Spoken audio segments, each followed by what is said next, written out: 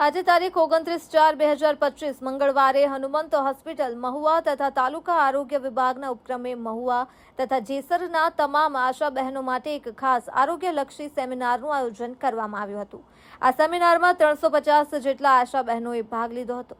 આ સેમિનારમાં ભાવનગરથી ખાસ મુખ્ય જિલ્લા આરોગ્ય અધિકારી શ્રી ડોક્ટર ચંદ્રમણી કુમાર સાહેબ, RCHO ડોક્ટર કોકિલાબેન સોલંકી, તાલુકા આરોગ્ય અધિકારી ડોક્ટર સંજય ઠાકુર સાહેબ, TOHV નયનાબેન સુમરા, હનુમંત હોસ્પિટલના trustee Shri doctor KD Parekh સાહેબ, ટ્રસ્ટી શ્રી બાબુભાઈ જેઠવા, હનુમંત હોસ્પિટલના CEO ડોક્ટર ચિંતન સનીશ્વરા સાહેબ, ગાયનેકોલોજીસ્ટ ડોક્ટર રીતિકા ગણાત્રા તથા હનુમંત હોસ્પિટલ મહુવા તથા આશા વર્કર સુપરવાઇઝર ખાસ ઉપસ્થિત રહ્યા હતા।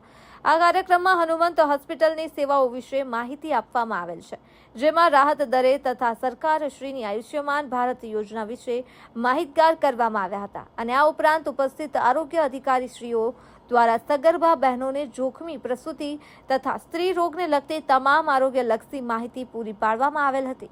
આ કાર્યક્રમને સફળ બનાવવા માટે હનુમંત હોસ્પિટલ ટીમ દ્વારા ભારે જહેમત ઉઠાવવામાં આવી હતી। રાહુલ ચાવડા, મહુવા। આશા વર્કરોને વિનંતી કે તમે કોઈ પણ પ્રકારના જોખમી જે પ્રેગ્નન્સી છે તો એવા પેશન્ટો તમે રિફર કરજો। રીતિકાબેનના તમે બધા પરિચયમાં છો, એ ઉપરાંત તમારા ટીમના મેમ્બરોનો પણ નંબર લઈ શકો છો અને દર્દીને સારામાં સારી સારવાર આપી શકાય, ટાઈમલી સારવાર આપી શકાય અને એમ કહેવાય ને કે ગર્ભાવસ્થામાં બાળકમાં તો 2 જીવન છે, બંને જીવન બચાવી શકાય એવા અમે પ્રયત્ન માટે આ તમારા લોકોને નમ્ર વિનંતી છે કે તમે પેશન્ટ રિફર કરજો।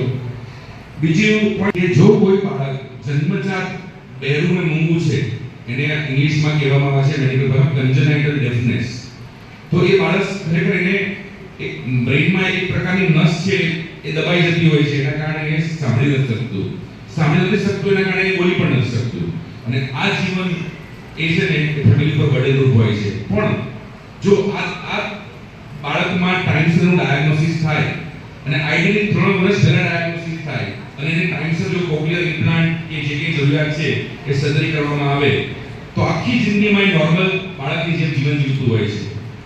અને જે અશોકભાઈ વાત કરી એમ પીડીલાઇટ ઇન્ડસ્ટ્રીના વાઇસ પ્રેસિડેન્ટ છે, એમના ફેમિલી મેમ્બરમાં જ આવો એક ઇન્સિડન્સ થયો અને એ લોકો તો આર્થિક રીતે ખૂબ સજ્જ હતા, એના કારણે અમેરિકામાં જઈને એની સારવાર કરાવી અને અત્યારે એ બાળક PhD છે અને અમેરિકામાં નોર્મલ જીવન જીવી રહી છે।